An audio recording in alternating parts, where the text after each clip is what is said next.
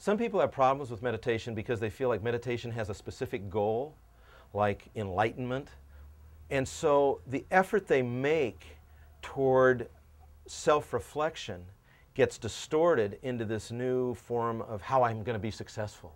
And if I'm really successful, I'll have this awakening, this enlightenment, this satori, this epiphany. And if I don't have it, then somehow I'm a failure.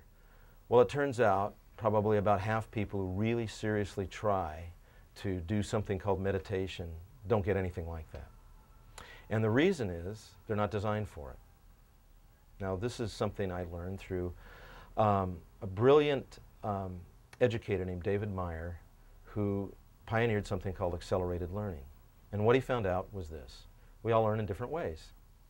Now, educational psychologists have known this for a long time.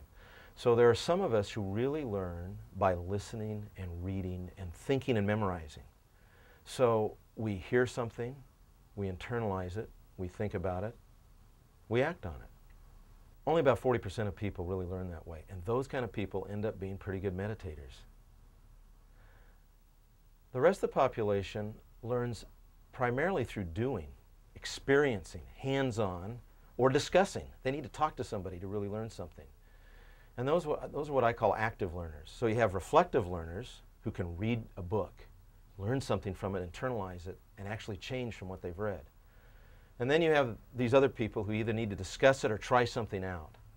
Well, that I have found to be very similar to how we work with silence.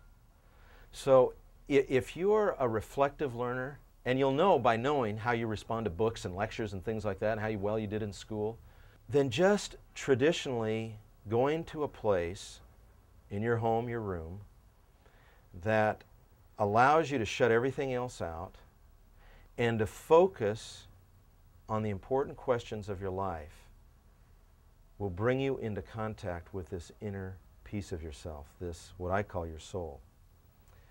Although there are many forms of meditation, the kind that I find most helpful in our culture is the one in which you really focus on a question. So the first question I ask people to focus on is, who am I? Or even more strange, what am I? Now, all you need to do is pay attention to whatever shows up. But you need to do it repeatedly, hopefully daily, and not for long periods of time. 10, 15 minutes are great.